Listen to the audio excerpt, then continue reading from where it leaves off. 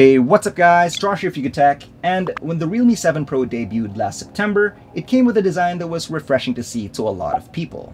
A straightforward and well-rounded mid-range device with decent hardware specs.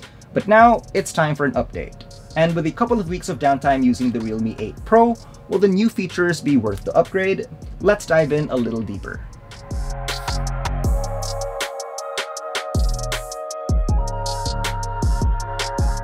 For those who can still remember, Realme's initial tagline was proud to be young, up until they changed it about 2 years ago to what it is today. But even if they did change it, Realme still has a way of making their phones feel, for lack of a better word, youthful. And that might have something to do with the bold Dare to Leap text found on the side. It stands out a lot because of how glossy and reflective it is, while the rest of the rear panel comes in a sandblasted-like finish that complements really well when you look at the overall design of the phone. On the left is a triple card tray for 2 nano-sized SIM cards and a micro SD card with expandable storage up to 1 TB, while on the right are the volume keys and the power/lock button. The top is flush with nothing but the secondary microphone, and underneath we'll find here the 3.5mm audio jack, main microphone, a USB-C port, and a single bottom-firing loudspeaker. With a weight of 176 grams and a thickness of just 8.1mm, we like how this feels in the hand, and is much more comfortable to hold compared to the Realme 7 Pro. Although it is made out of plastic, it does feel quite durable. And as a bonus, since it does have that texture, you won't be getting any fingerprints and smudge marks on this one. Taking it home is that large quad camera module, which definitely brings everything in altogether pretty well. But that large text on the back really does give us mixed emotions, as some might find it a little bit too tacky. Either way, we can easily make this more subtle by putting on the included case, which to me sounds like a win-win situation anyway. For display, the Realme 8 Pro features a 6.4-inch Full HD Plus Super AMOLED panel and sports thin bezels with a little bit of a chin. It pretty much uses a similar screen as its predecessor, with the front camera coming with a punch hole design located on the top left corner. It doesn't officially say if this comes with the same Gorilla Glass 3 protection, but it does have a pre-installed screen protector just in case. The display settings allow you to choose between a cool, default, and warm look, and comes with OSIE visual effect, which makes use of AI to enhance the viewing experience in supported apps.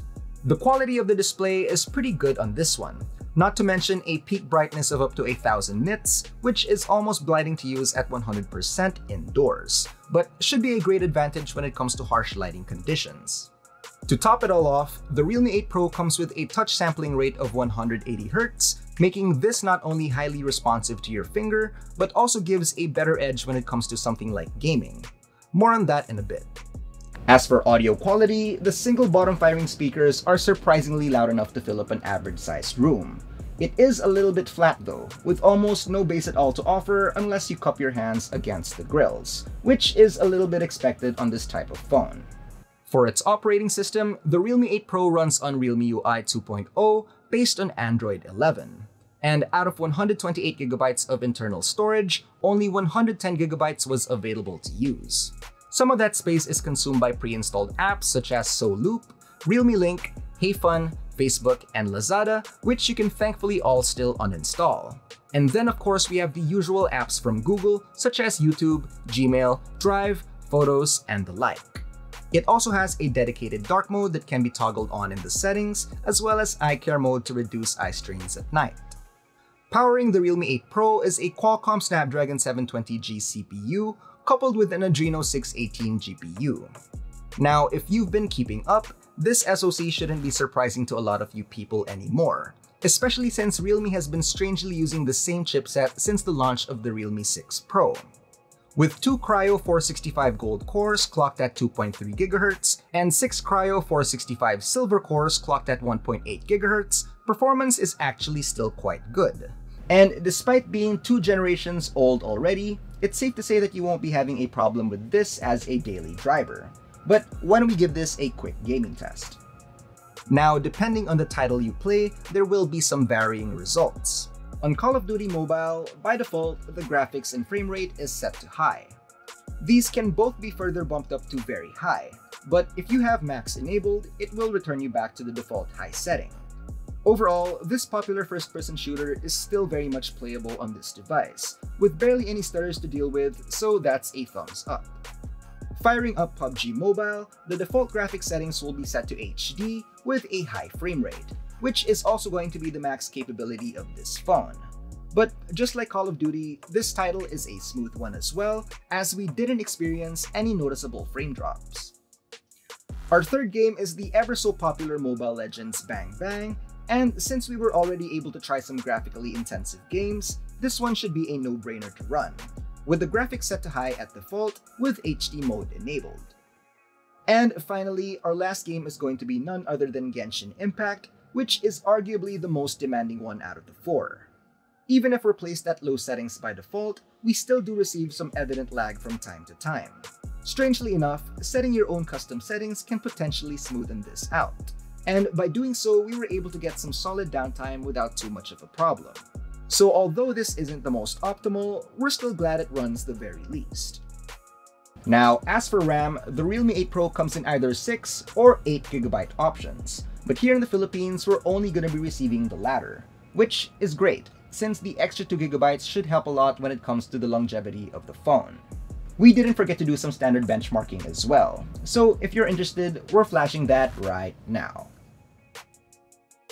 The Realme 8 Pro comes with the usual connectivity features such as Wi-Fi 5, Bluetooth 5.1, sat-nav systems, and for those who need NFC, we have that available as well. But unfortunately, we're gonna be missing out 5G support on this one.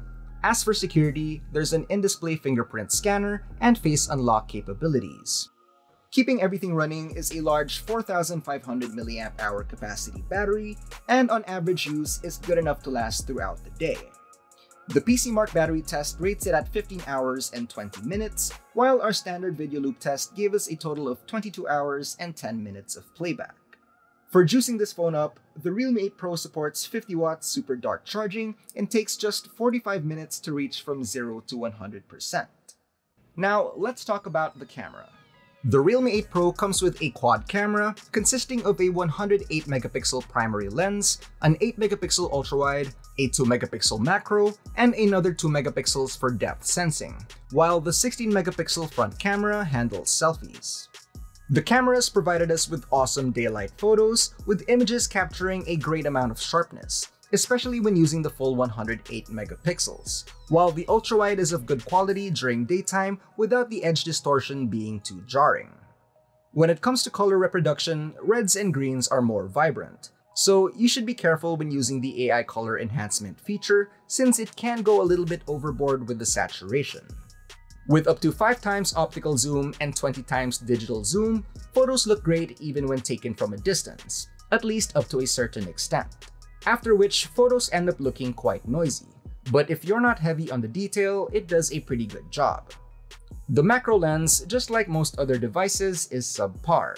It's not much of a gimmick since it does work, but quality is far from what you can get compared to the rest of its lenses.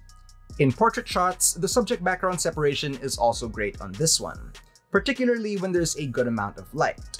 And this makes sense, since a big part of the brand is also focused on a younger market. So if you're a big fan of those bokeh shots, you won't be missing out here. Shooting in night mode is probably one of its best features, as it does a solid job at capturing images in low light situations. It brings in a lot of detail that is usually lost when in normal mode, and sometimes it looks as if it's already been color graded, which could be an issue to some mobile photographers. But if you just want to point and shoot and still capture a great shot, at least it can be easily done on this phone. When it comes to selfies, it's good to see that the skin tone is retained, but beauty mode can get a little bit too much, so make sure to turn that off for that all-natural look. The portrait mode on the front camera also has an excellent subject background separation, and you can also adjust the blur style depending on what you prefer. Now, let's check out video quality. Okay, so this is a video test of the Realme 8 Pro recording at 1080p at 60 frames per second with ultra stabilization on. What do you guys think? So I'm actually walking right now, and let's just do a little bit of jogging so you guys could see, and maybe pan it a little bit to the left and pan it a bit to the right. What do you guys think about this? Now, if you turn ultra stabilization off, you actually have the capability to record at 4K. But again, you do lose that nice and smooth stabilization, as you can see in our video right here. So it's really up to you to decide which one you prefer more. Okay, so now we're using the front camera of the Realme 8 Pro, and this is actually recording at 1080p at 30 frames per second with ultra stabilization on. Now we're gonna do a little bit of testing, so let's just do a little bit of jogging over here and see how that works. Pan to the left, pan to the right, and there you go. What do you guys think? The Realme 8 series also touts itself to be the world's first tilt-shift time-lapse video lens, and I know we did mention this before, but now we finally have an actual video test of this. Now, what this does is basically just give a bokeh effect so you can focus on your subject more, making it look slightly miniature, so to speak.